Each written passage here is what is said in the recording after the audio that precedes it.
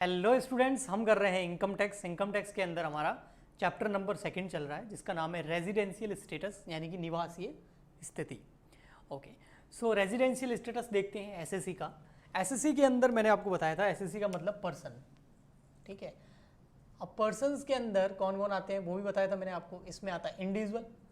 अब इंडिविजुअल का residential status क्या होता है इसके ऊपर हमने वीडियो बना चुके हैं, उसको हम अच्छे से कर चुके हैं।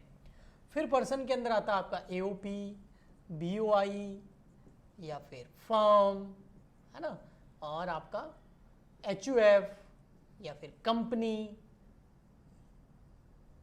अब इंडिविजुअल का रेजिडेंशियल स्टेटस क्या है उसका मैंने लेक्चर अपलोड कर दिया। उसमें मैंने आपको 2 कंडीशंस बताई थी, बेसिक कंडीशन, एडिशनल कंडीशन। और बेसिक और एडिशनल कंडीशन अगर पूरी हो जाती है तो वो सामने वाला बंदा जो है ओआर होता है यानी कि ऑर्डिनरी रेजिडेंट होता है।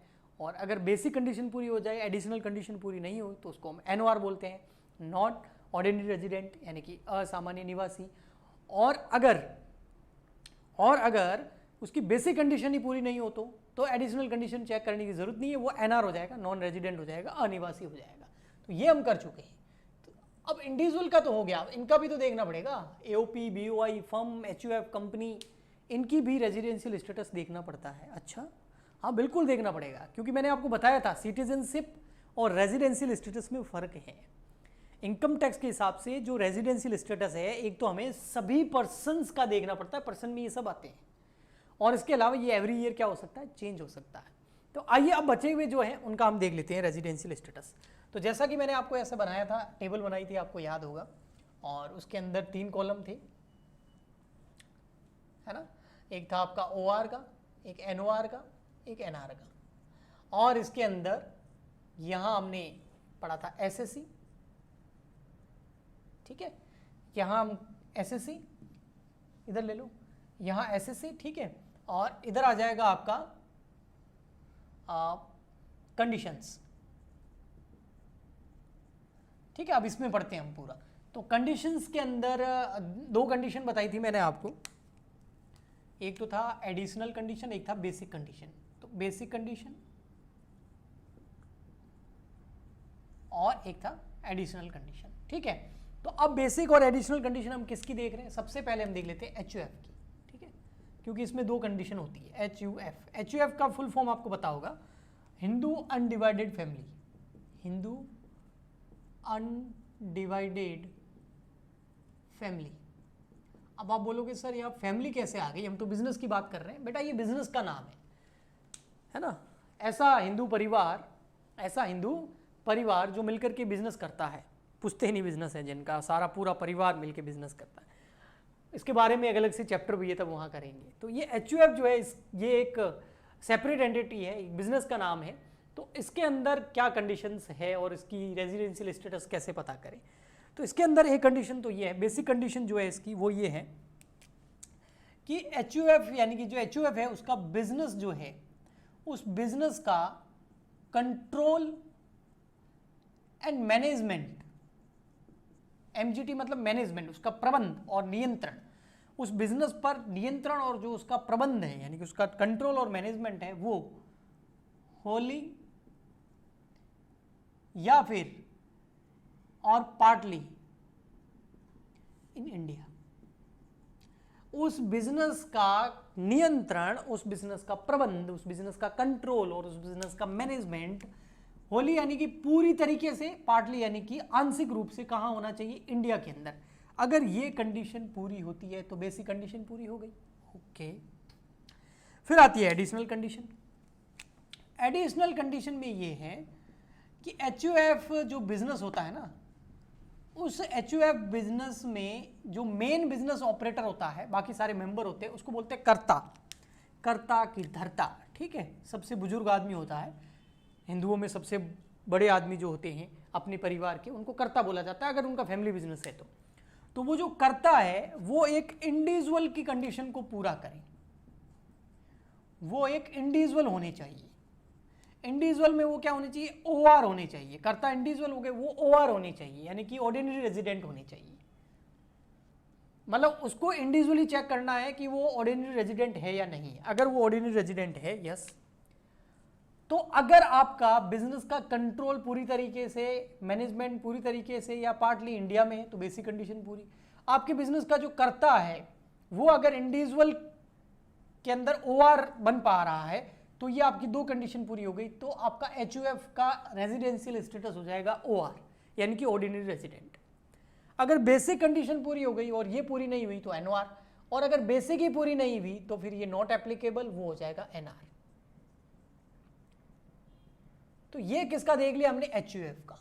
अब ऐसे कैसे हम देखते हैं तीन चीजों का साथ में, किसका, एक तो एओपी। एओपी मतलब एसोसिएशन ऑफ पर्सन। एओपी का मतलब क्या बताया था, एसोसिएशन ऑफ पर्सन्स। पर्सन्स में कौन कौन आ गया, सब आ गए, इंडिविजुअल, एओपी, वीओआईपी खुद आ गए, फर्म आ गई, एचयूएफ आ गए, कंपनी आ गया, ये सब मिलकर के कोई बिजनेस करते हैं। दूसरा है बीओआई, यानी कि body of individual. Body of individual, इसमें ओनली इंडिविजुअल शामिल होते हैं, ये मैंने बताया भी था आपको शुरू में। और फिर फर्म, यानी कि पार्टनरशिप फर्म। इसमें अगर आपको चेक करना है ओआर है, एनओआर है या एनआर है, तो इसका क्या मामला है, तो इसका बड़ा इजी है मामला। इसमें कोई भी आपकी एडिशनल और बेसिक कंडीशन नहीं है। एडिशनल मान लो या बेसिक मानो, एक तरह की कंडीशन ही है। अब वो एक तरह की कंडीशन अगर पूरी हो जाती है तो क्या होगा, देखो। तो इसके अंदर जो कंडीशन है वो क्या है, बिजनेस का, जो आपका बिजनेस है, चाहे वो एओपी, बीओआईपी या फर्म किसी भी तरह का हो, उसका कंट्रोल और उसका मैनेजमेंट होली और पार्टली कहाँ होना चाहिए, इन इंडिया। अगर ये कंडीशन पूरी है तो वो ओआर है, एडिशनल कंडीशन इसमें है नहीं। और अगर ये एप्लीकेबल नहीं है, नॉट एप्लीकेबल, एनओआर कभी हो ही नहीं सकता ये। हाँ, अगर आपकी ये कंडीशन पूरी नहीं होती है तो उसको एनआर। तो एक ही कंडीशन है, अगर वो पूरी हो जाए तो ओआर, अगर पूरी नहीं हो तो एनआर। एनआर यानी कि नॉन रेजिडेंट, एनओआर इसमें होता ही नहीं है, ओके, नॉट एप्लीकेबल। फिर आता है आपका, अगर इंडियन कंपनी हो तो क्या होगा, लास्ट कंपनी बच गया। अगर कंपनी हो, जरूरी नहीं है इंडियन, फॉरेनर, जो भी कंपनी है अगर, तो इसमें क्या है, इनको दो ऑप्शन मिलते हैं। एक, अगर वो इंडियन कंपनी है, कौन सी कंपनी है, इंडियन। इंडियन कैसे है, इंडियन कंपनीज एक्ट 2013 के हिसाब से इनकॉर्पोरेशन हो रखा है, उसका रजिस्ट्रेशन हो रखा है। तो अगर भारतीय कंपनी है तो वो है ओआर, ये नॉट एप्लीकेबल है। और अगर वो इंडियन कंपनी नहीं है तो क्या है, एनआर। बट इनके पास में एक और, कंपनीज के पास में एक और ऑप्शन होगा, नहीं तो बेचारी फॉरेन कंपनी के साथ नाइंसाफी हो जाएगी। वो ये है, अच्छा, ये जो कंट्रोल और मैनेजमेंट है ना, ये सब प्रीवियस ईयर में है ना। कंट्रोल एंड मैनेजमेंट कहाँ है, प्रीवियस ईयर में, गत वर्ष में, क्योंकि हर बार चेक होगा।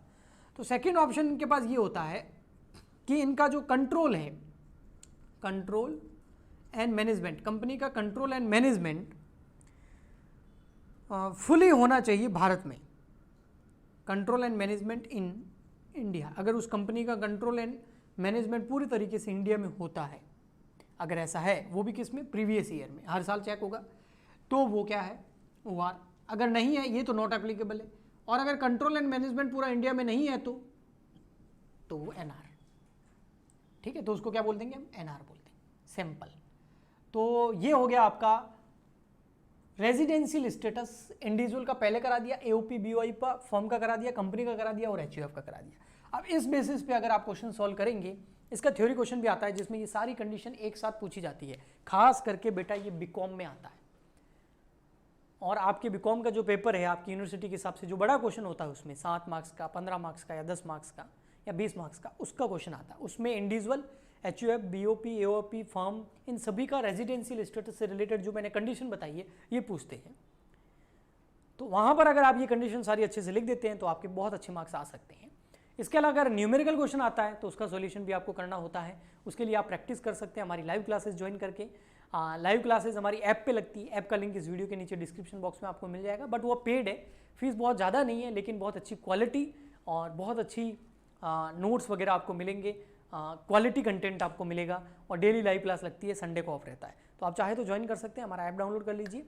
कुछ पूछना हो तो नीचे कमेंट कर सकते हैं, लाइक शेयर सब्सक्राइब जरूर करें। हम मिलते हैं नेक्स्ट वीडियो में, आज के लिए इतना ही, तब तक के लिए goodbye and thank you.